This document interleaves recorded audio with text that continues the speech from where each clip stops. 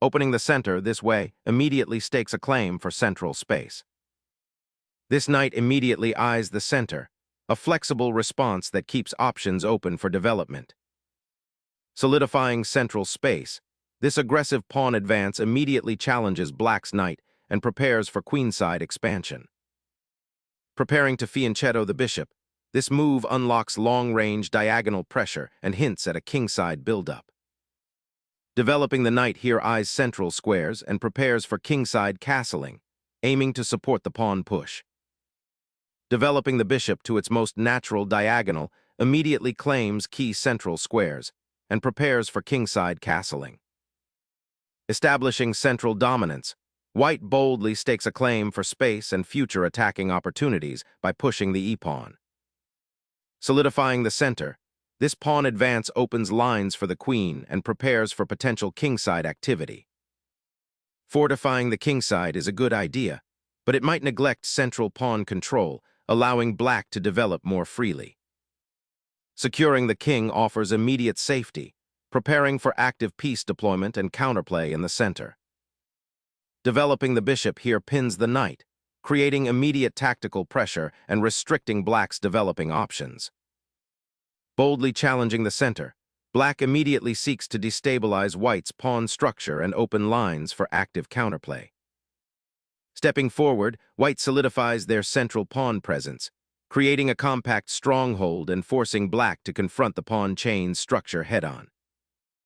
Opening the center with e6 initiates dynamic counterplay, challenging white's central pawn wedge and aiming to free black's pieces.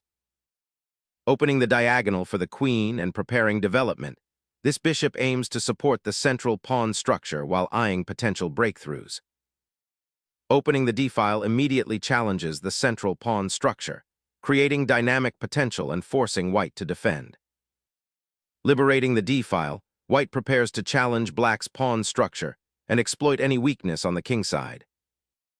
Black repositions a knight to a more active square, eyeing the center and preparing for potential queenside expansion. Boldly reinforcing the central pawn chain, white seizes space and prepares for an ambitious kingside attack, potentially opening critical diagonals. The queen boldly ventures to the queenside, seeking active play and eyeing potential weaknesses on the c3h6 diagonal. Developing the queen here aims to support an eventual kingside pawn storm and contest the c-file. Seeking a queenside foothold, a6 prepares to disrupt white's queenside pawn structure. Developing the knight to a more central square, aiming to support the pawn push and potentially target black's queenside. Unleashing a pawn storm on the queenside aims to disrupt white's central control and gain space, but watch for potential weaknesses on your own king. Unleashing the queen's pawn gains central space and opens attacking lines, but be wary of reinforcing black's d-pawn. Opening the a-file now grants crucial counterplay and challenges white's control of the center. Capturing the pawn simplifies the position and opens lines, though it risks weakening white's kingside pawn structure. Bringing the rook to the open file immediately contests white's initiative and prepares for pawn thrusts. Asserting queenside presence to support the pawn chain and disrupt black's potential expansion. Boldly accepting material gain, this knight intrusion ignites a firestorm of positional complications, forcing a sharp response.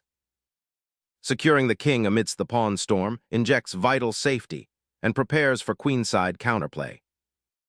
Shifting the knight to c7 prepares for the aggressive, e5, directly challenging white's centralized bishop and potentially opening lines. Unleashing a queen raid, white sacrifices a pawn to disrupt black's queenside development and create attacking chances. Liberating the knight after the pawn sacrifice nets material, forcing a reassessment of the queenside's structural integrity. Seizing the open file immediately, white opens the path for the rook and creates immediate threats on the queenside, forcing black to react defensively. Instinctively reclaiming the attacked piece, this move opens up a potent counterattack along the open file, potentially threatening white's king. Unlocking open lines, white initiates a decisive exchange, simplifying into a promising pawn majority. The rook now activates, aiming to reclaim lost material and disrupt white's queen sacrifice with active counterplay. Aggressively occupying the 7th rank, this rook aims to disrupt black's pieces and potentially infiltrate the kingside. A rook emerges, seeking active squares and hinting at future exchanges to simplify the board. Consolidating control over the central files now allows a potent rook lift. Addressing the knight's exposed position, this move proactively clears a square, offering potential refuge and reinforcing the pawn chain's integrity. Recapturing the bishop opens up the f-file for potential pressure and prepares to challenge the rook on the 7th rank. Reactivating the knight's defensive posture, this repositions it to a more robust square, potentially preparing for a counterstrike or reinforcing vulnerable pawns. The rook seizes the open file, initiating a potent pressure campaign against black's defenses. Conceding the open file opens a critical pathway for white's rook, potentially leading to a damaging invasion into black's position. The bishop now claims the open dark squares, a powerful strategic outpost. Solidifying the rook's presence and preventing immediate white pawn advances offers a crucial breathing room. Doubling rooks on the open file now dominates the board, aiming to restrict black's mobility further. Developing the bishop to its first active square prepares for potential queenside play and helps solidify the pawn structure. Unlocking the power of the queenside pawn majority, this advance cramps black's space and creates potent passed threats. This knight relocation aims to untangle the queenside pressure and potentially activate the piece for future central skirmishes. Centralizing the knight establishes a strong outpost, preparing for a decisive kingside attack. Reclaiming a crucial outpost, this bishop now eyes the queenside pawn structure. Disrupting the queenside pawn majority, this check forces black's king onto a more exposed square. Accepting the pawn sacrifice with the bishop reroutes it, aiming to disrupt white's queenside pressure and solidify black's central pawn structure. Securing the open file now completely strangles black's queenside, opening a clear path to victory. Restoring the knight to its defensive post after the rook exchange marks a shift towards solidifying the kingside pawn structure. Reclaiming the pawn opens lines and targets weaknesses in black's still unsettled position.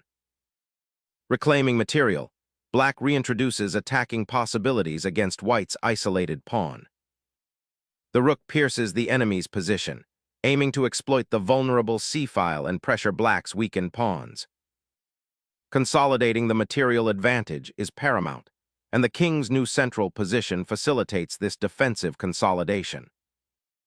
Unleashing knightly pressure along the central files, this move eyes immediate threats against black's weakened pawn structure. Repositioning the bishop aims to contest the open c-file and prepare for endgame play, though it passively defends the pawn chain for now. A bold territorial expansion, aiming to seize vital space and restrict black's pieces. Reactivating the knight to the center opens up possibilities for queenside counterplay. Asserting control over the 7th rank with this rook significantly constricts the opponent's maneuvering space. Repositioning the bishop aims to disrupt white's pawn chain and create counterplay on the queen side. Repositioning the knight to c2 unblocks the bishop and prepares to pressure black's pawn structure. Reconnecting the bishop to the central battleground, this maneuver aims to disrupt white's newly established pawn structure and prepare for potential piece activity. Consolidating the knight to a central outpost signals a strategic shift towards pawn structure dominance. Shifting the knight to f6 aims to reposition it for better defense and potential counterplay on the kingside, while also avoiding an immediate pawn fork from the rook. Unleashing the knight to h5 would seize a vital central outpost, aiming to disrupt black's passive pawn structure. Relinquishing the knight opens a contested file, simplifying towards an endgame where material counts drastically. Clearing the d-file now opens critical lines for the rook to infiltrate and exploit black's isolated pawn. Unveiling the bishop from its guard could prove a critical misstep, potentially allowing white's centralized knight undue influence. Retreating the rook offers better protection for the d-pawn and prepares a centralizing maneuver for the king. Centralizing the king offers a vital defensive post and prepares for potential counterplay. The king ventures out, a risky maneuver to activate its late-game potential and challenge black's pawns. Reclaiming the central pawn is paramount. Reclaiming the central file allows for piece redistribution and potential pressure on black's kingside. Unleashing the king's pawn opens avenues for counterplay, though it also creates king exposure. Pushing the pawn further isolates the enemy knight and restricts its mobility. Activating the rook on the queen side, this maneuver seeks to create mating threats against white's king by attacking the f2 pawn. Opening the king's path with this pawn sacrifice invites a decisive tactical sequence. Clearing the path for the king's escape, this pawn advance suddenly opens the floodgates. Securing the rook on a more active file, eyeing potential breakthroughs. Shifting the rook to a more active file offers a fresh offensive angle on white's queenside structure. Forking the king and pawn with a tactical flourish, forcing a critical decision. Focusing the king's retreat to the center allows it to participate in the pawn battle and potentially support the isolated rook. Advancing the b-pawn further solidifies control of the queenside and prepares to advance. Seeking to disrupt white's advanced pawn and create counterplay in the reduced space. Shifting the king towards the center to prepare for rook activity and potentially a pawn push. Relocating the king to the center aims to activate it in the endgame, but exposes it to potential discovered attacks on the open board. Consolidating the king's position provides a solid defensive anchor and prepares for potential pawn advances. Challenging the isolated pawn's defense, seeking to unravel white's structure and create counterplay. Targeting the vulnerable pawn chain with the knight creates immediate tactical threats. Seeking to disrupt white's rook on the 7th rank, black initiates a positional exchange, hoping to untangle their pawns. The knight's check forces the black king to a precarious position, opening avenues for further attack. King's exposure is now the paramount concern, with white's knights poised to exploit the weakened central squares. King's repositioning for the upcoming pawn race and potential king hunt begins here. King suddenly exposed on the open diagonal, forcing an immediate defensive adjustment.